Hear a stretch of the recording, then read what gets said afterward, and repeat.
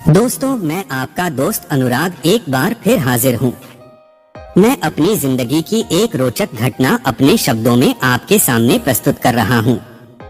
यह घटना कुछ महीने पहले की है, जब मैं और मेरी दीदी उनकी ससुराल जा रहे थे।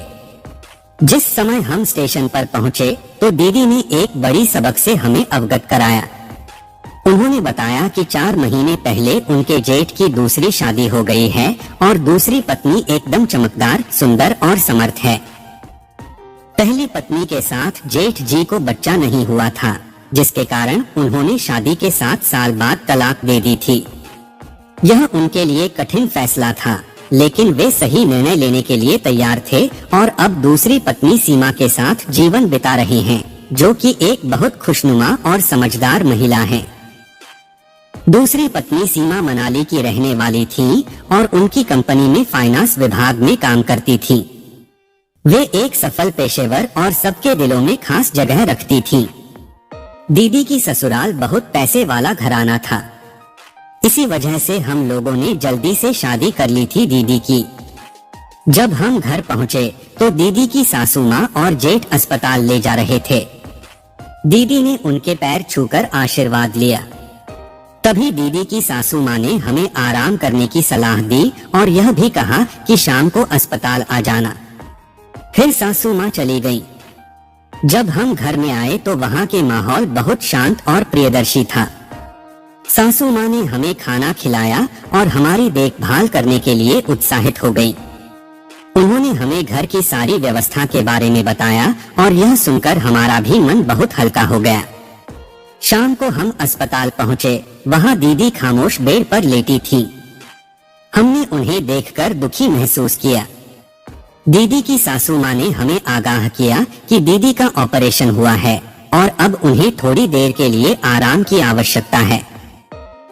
हम उन्हें ढेर सारा प्यार देने और उनके शीघ्र स्वस्थ होने की कामना करके उस वक्त को बिताएं। दीदी के शरीर में खुशियाँ भर देने का एक प्रयास किया। दीदी का स्वास्थ्य धीरे धीरे सुधरने लगा। उन्हें सासू माँ का साथ और हमारा प्यार मिला। वह बेहद धैर्यवानी थी और अपने आप में एक शक्तिशाली महिला। हमारे साथ उनके बीच एक पवित्र रिश्ता बन गया था। धीरे धीरे दीदी की स्वास्थ्य स्थिति सुधरती गई और एक दिन उन्हें घर वापस लौटने की खुशी मिली।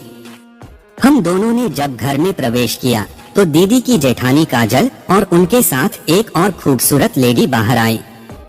काजल ने दीदी से गले मिली और खुशी से बोली, काजल, ये है मेरी बहन सोनिया। दीदी ने भी प्रसन्नता भरी आंखों से उत्साहित होकर कहा, और ये है मेरा छोटा भाई अर्जुन, प्यार से हम सब इसे अजू कहते हैं। काजल ने मुझसे हाथ मिलाया और उसके बाद सोनिया ने खुशी से मुझसे मिली। कुछ मिनटों बाद दीदी अपने कमरे में चली गई, जो इस बंगले की पहली फ्लोर पर स्थित था। दीदी की ससुराल का घर एक 4 मंजिल का बंगला था। दीदी और उनकी जेठानी पहले फ्लोर पर रहती थीं और उसी फ्लोर पर गेस्ट रूम भी था। सोनिया गेस्ट रूम में रुकी हुई थी। दीदी अपने सामान को बेडरूम में रखकर वापस आ गई और मुझे दूसरे गेस्ट रूम में ले गई। लेकिन वहाँ पर वॉशरूम नहीं था, इसलिए मुझे पहले फ्लोर का कॉमन वॉशरूम उपयोग करना था। गेस्ट रूम में पहुंचते ही मैंने देखा कि वहां के सुंदर से सजे हुए कमरे में एक दोस्तना महसूस हो रहा था। सोनिया ने मुस्कान से कहा, आपको यहाँ अपने आराम से ठहरने की अनुमति है। अगर आपको कोई भी सहायता या कुछ भी चाहिए तो कृपया मुझसे कहिए। मैंने उसके आभार प्रकट किए और कहा, धन्यवाद सोनिया, आपकी मेहरबानी के लिए। मैं ठीक हूँ और किसी भी तरह की सहायता की जरूरत नहीं है। बस आपके साथ रहने का यह वक्त बहुत सुखद हो रहा है। धीरे धीरे मैं बंगले के इस नए माहौल में घुलती गई और दीदी के परिवार के सदस्यों के साथ बिताए जाने वाले वक्त में मैंने अपनी दीदी सोनिया और अर्जुन के साथ गहरी बनी दोस्ती की शुरुआत की। यह एक यादगार और साथ जीने वाले वक्त बन गया, जो मैं हमेशा सबके साथ याद करूंगी। जब दीदी बाहर गईं, तो मैंने अपनी टी शर्ट उतारी और अपने बैग से तौलिया निकालकर फ्रेश होने के लिए बाहर के कॉमन बाथरूम में चला गया। कॉमन बाथरूम में नहाने के दौरान अचानक किसी ने दरवाजा खोल दिया। कुछ समय बाद जब मैं नहाकर बाहर आया तो सोनिया और काजल दोनों ही मेरी तरफ देखकर हंस रही थीं। हॉल में उस समय कोई और नहीं था, सिर्फ मैं, सोनिया और काजल थे। मैं अब इसे सच करने के लिए और भी उत्साहित था। हालांकि मैं अपनी नई जिंदगी के सफलता के लिए धैर्यपूर्वक प्रतीक्षा करने को तैयार था, क्योंकि अच्छी बातें हमेशा समय लेती हैं। मैं अपने मन में सोनिया और काजल के साथ बिताने वाले समय के ख्याल से बच्चों की तरह उत्साहित हो रहा था। मैंने खुद से वादा किया कि जब समय आएगा तो मैं इस सब को अपने दिल से गले लगाकर खुशियों के पल बिताऊंगा। जब मैंने देखा तो दीदी अपने रूम से मुझे देख रही थी और मुस्कुरा रही थी। उन्होंने हमारी सारी बातें सुन ली थी। मैं अपने रूम में गया और कपड़े बदलने लगा। कपड़े बदलने के बाद मैं हॉल में पहुंचा और वहां दीदी, सोनिया और काजल शाम का नाश्ता और चाय लेकर बैठी थी। दीदी ने मुझे भी चाय, चकली और ड्राई फ्रूट के अलावा और भी कई सारी चीजें परोसी थीं। लेकिन मैंने सिर्फ ड्राई फ्रूट खाया और चाय पी। दीदी ने पूछा, भाई क्या खाना पसंद करेंगे? मैंने हंसते हुए जवाब दिया, दीदी ड्राई फ्रूट और चाय काफी है। आपने बहुत सारी मेहनत से इतना सारा बनाया है, इससे ज्यादा मुझे और कुछ नहीं चाहिए। सोनिया और काजल भी मेरे जवाब पर मुस्कुराईं और दीदी ने प्यार से मेरा मुंह सींचा। दीदी ने कहा, भाई आपकी चाय और चकली हमेशा तैयार रहेंगी और जब भी खुशी हो तब गले लगा लेना। बहन के बिना इस घर की चाहत पूरी नहीं हो सकती। मेरे दिल में आनंद उमड़ आया, क्योंकि मेरी दीदी की प्यार भरी बातों ने मुझे बहुत खुश किया। उनकी मुस्कुराहट में मेरी जिंदगी की खुशियाँ समाई हुई थीं।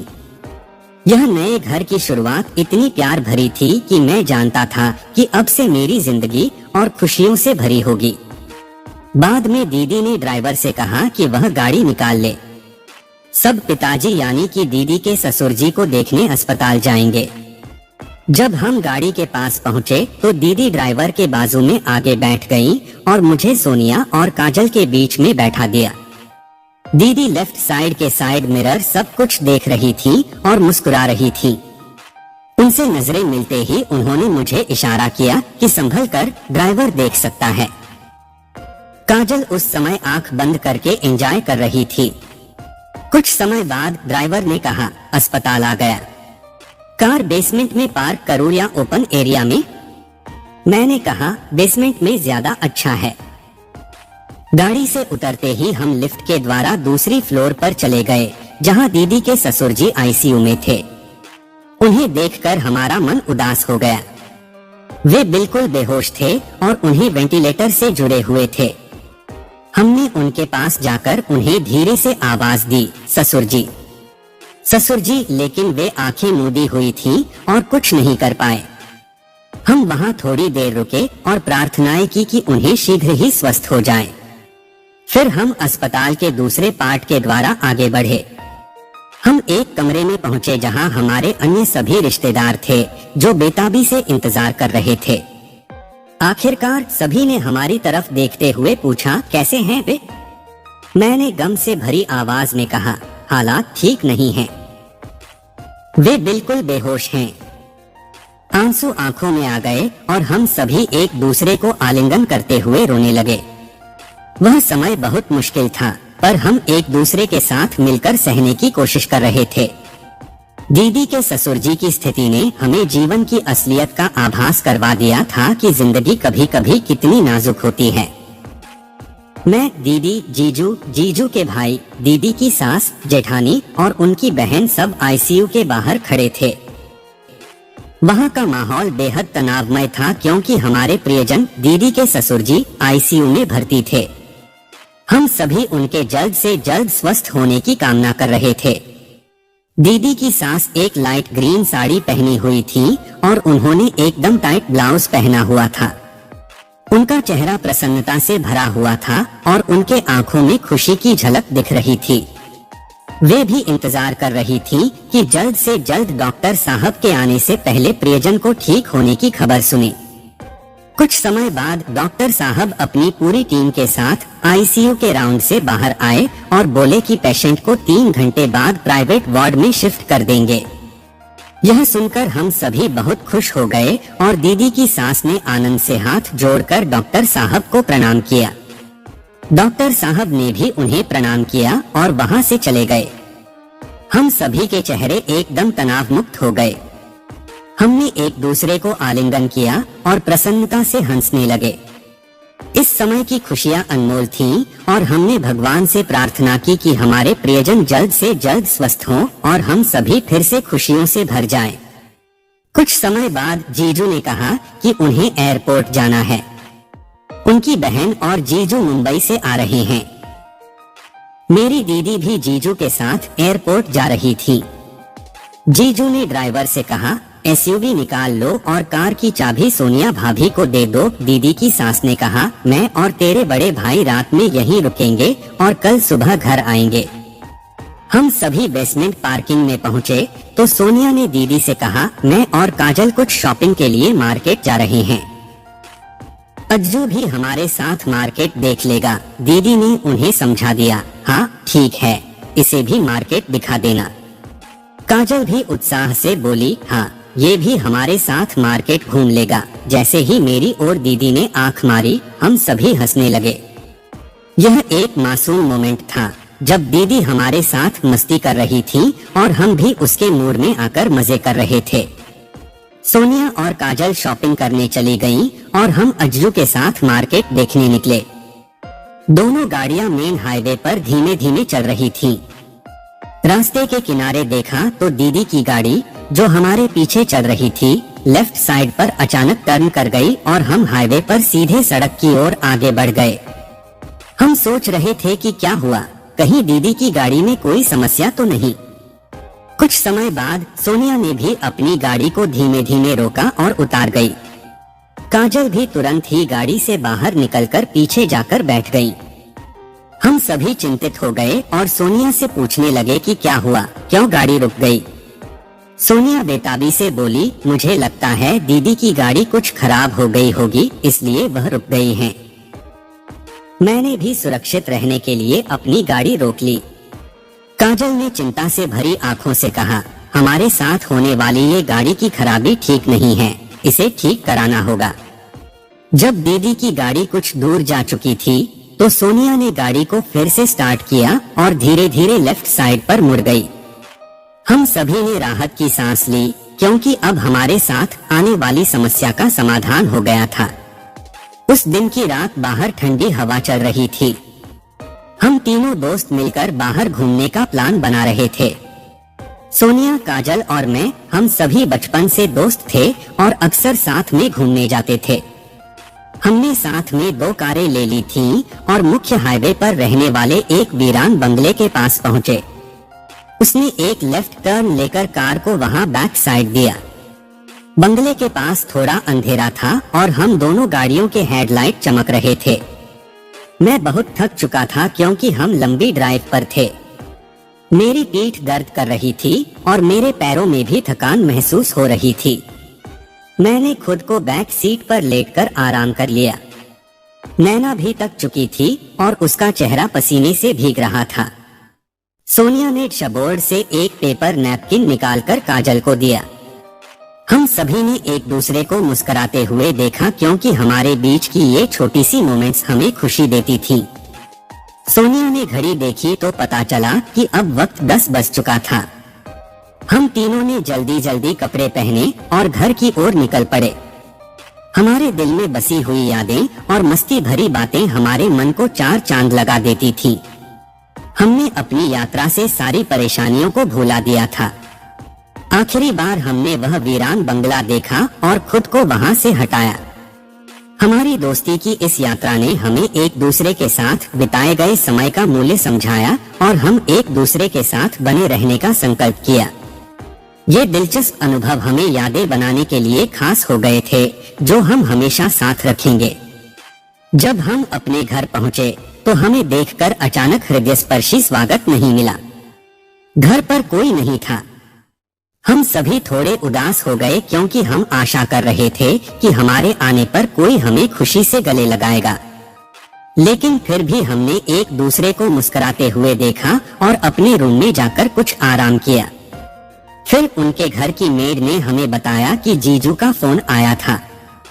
दीदी की फ्लाइट रात 9 बजे तक पहुंचेगी और उन्हें एयरपोर्ट से दीदी की ससुराल जाना था, जो कि 60 मिनट का रास्ता था। हम तीनों ने आपस में देखा और तत्पश्चात एक दूसरे को देखकर हंस दिया। जल्दी जल्दी हम सभी अपने रूम में गए और अपने कपड़े बदल लिए। फिर हम हॉल में जमा हो गए और सोफा पर बैठ गए। सोनिया ने मेड से चाय बनाने को कहा और हम सभी ने एक दूसरे के साथ चितचोर किए। हमारे दिल में खुशियों का उफान था, क्योंकि हम जल्द ही अपने प्रियजनों से मिलने जा रहे थे। यह सोचकर ही हमारी चाय की मिठास और रंगीन चर्चाएं दुगनी हो गई। हम सभी ने धीरे धीरे वक्त बिताया और सोनिया ने खुद ही एक मीठी सी हंसी में कहा, अब तक दीदी का इंतजार करना भी अच्छा लग रहा है। हम उनके साथ यहाँ बिताए गए समय की बातें और यादें सदैव याद रखेंगे।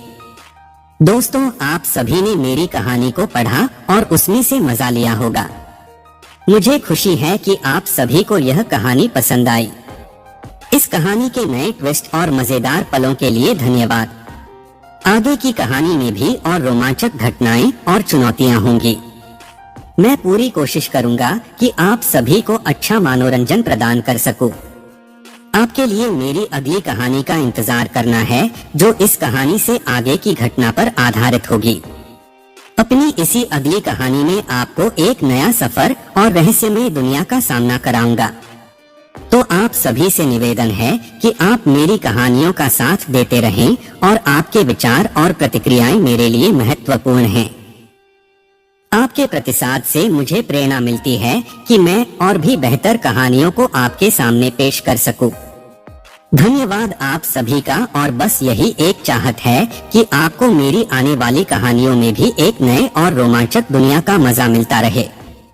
हम जल्द ही मिलेंगे, तब तक अपने अनुभव और विचारों को कमेंट्स के माध्यम से साझा करते रहें। धन्यवाद।